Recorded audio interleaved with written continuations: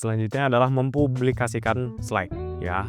Yang pertama, buka presentasi Google Slides yang ingin kita share atau kita publikasikan. Pilih menu file di bagian atas layar kayak biasa. Klik publikasikan di web dan dari menu drop down. Tampilan akan muncul jendela dialog publikasikan di web. Kita dapat mengatur opsi publikasi seperti akses ya. Pilih apakah presentasi akan diakses secara terbatas, hanya orang tertentu dengan link, atau diakses publik, siapapun bisa atau siapapun yang punya linknya aja.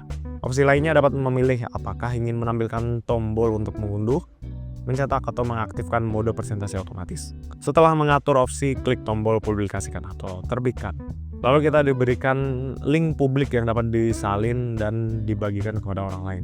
Selanjutnya ada pengaturan notifikasi ya. Pada Google Slides merujuk pada fitur memungkinkan pengguna untuk mengelola pemberitahuan atau notifikasi yang diterima terkait dengan presentasi yang mereka buat atau kolaborasi yang mereka ikuti di Google Slides. Selanjutnya ada kegunaan pengaturan notifikasi. Pemberitahuan perubahan. Nah, pengguna akan diberitahu ketika ada kolaborator yang mengedit atau mengomentari presentasi. Yang kedua ada pemberitahuan komentar. Pengguna dapat secara aktif melihat dan merespons komentar yang diberikan oleh anggota tim atau audiens. Yang ketiga ada pemberitahuan akses. Pengguna akan diberitahu ketika ada perubahan dalam tingkat akses pengguna lain atau ketika presentasi diubah menjadi mode diakses oleh siapapun dengan link atau tautan. Yang keempat, pemberitahuan undangan kolaborasi. Ketika pengguna diundang untuk berkolaborasi pada presentasi Google Slides, notifikasi akan memberitahu mereka tentang undangan tersebut lewat email tentunya. Yang kelima, pemberitahuan link dibagikan atau pengaturan notifikasi memungkinkan pengguna untuk menerima pemberitahuan ketika link berbagi presentasi Google Slides mereka dibuka atau diakses oleh orang lain. Jadi kesimpulannya dalam Google Slides, editor dan pemberi komentar dapat saling berdiskusi menggunakan fitur komentar yang terletak di sebelah kanan slides. Mereka dapat menambahkan, membalas, dan menyelesaikan komentar untuk berkomunikasi dan memberikan feedback atau umpan balik. Langkah-langkah berkolaborasi meliputi membuka presentasi, membagikannya dengan anggota tim melalui tombol bagikan, memilih level akses, dan mengirim undangan melalui Gmail atau Google Mail.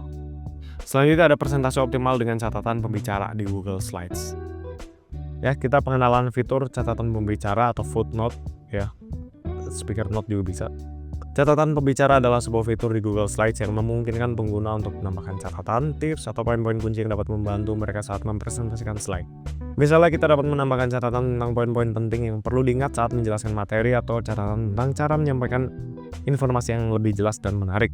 Nah, kegunaannya adalah ini memudahkan pemateri, membantu pemateri dalam menjaga alur presentasi, mengingat informasi yang ingin disampaikan dan memastikan kesesuaian dengan tujuan presentasi. Yang kedua, meminimalisir kebutuhan catatan terpisah. Catatan pembicara yang terintegrasi secara langsung dengan slide memungkinkan pemateri untuk memiliki pemanduan dan informasi penting dalam satu tempat yang terorganisir dengan baik. Yang ketiga, meningkatkan koherensi presentasi. Dengan catatan pembicara yang tersedia, pemateri dapat memastikan bahwa pesan yang ingin disampaikan sesuai dengan isi slide. Yang keempat, mengurangi ketergantungan pada skrip. Dalam konferensi video, catatan pembicara dapat berfungsi sebagai panduan yang lebih fleksibel daripada skrip yang kaku. Yang kelima, memfasilitasi kolaborasi. Dalam konferensi video dengan Google Slides, catatan pembicara dapat diakses dan dibagikan dengan anggota tim atau peserta lainnya. Yang keenam, meningkatkan kepercayaan diri. Dengan memiliki catatan pembicara yang terintegrasi, pemateri dapat merasa lebih percaya diri dan siap dalam menyampaikan presentasinya. Selanjutnya ada langkah menambahkan catatan pembicara. Setelah menambahkan konteks, langkah selanjutnya adalah menambahkan catatan pembicara. Setelah menambahkan konten ke slide, buka panel catatan pembicara di bawah slide. Kita dapat membuka panel catatan pembicara dengan mengklik tombol catatan pembicara di bagian bawah jendela presentasi. Ketik catatan pembicara untuk setiap slide, pastikan untuk mencantumkan poin-poin kunci yang ingin disampaikan pada saat menghadapi slide tersebut. Catatan pembicara akan membantu menjaga arah presentasi dan memastikan bahwa tidak melewatkan poin penting. Jangan lupa untuk menambahkan slide judul yang jelas dan slide penutup untuk menyimpulkan presentasi. Sesuaikan tata letak dan tema presentasi untuk membuat presentasi terlihat profesional dan menarik. Setelah selesai membuat presentasi, simpan presentasi dan bagikan dengan audiens. Selanjutnya ada menampilkan slide. Membuat slide hanya setengah dari sebuah tugas, karena menampilkannya dengan cara yang tepat adalah tujuan akhir dari pembuatan slide. Setelah selesai dan siap untuk ditampilkan, pastikan kita mempersiapkan diri dengan baik. Cobalah untuk mempraktikkan presentasi kita beberapa kali di depan cermin atau teman. Yang pertama, persiapkan presentasi dengan baik.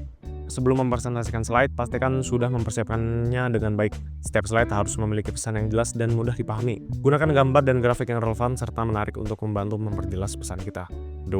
Aktifkan mode presentasi. Setelah kita membuat presentasi, aktifkan mode presentasi dan mengklik tombol presentasi di bagian kanan atas layar. Atau tekan tombol F5 pada keyboard. Dalam mode presentasi, kita bisa melihat slide kita dengan tampilan layar penuh, serta memperbesar atau memperkecil tampilan slide dengan menggeser mouse.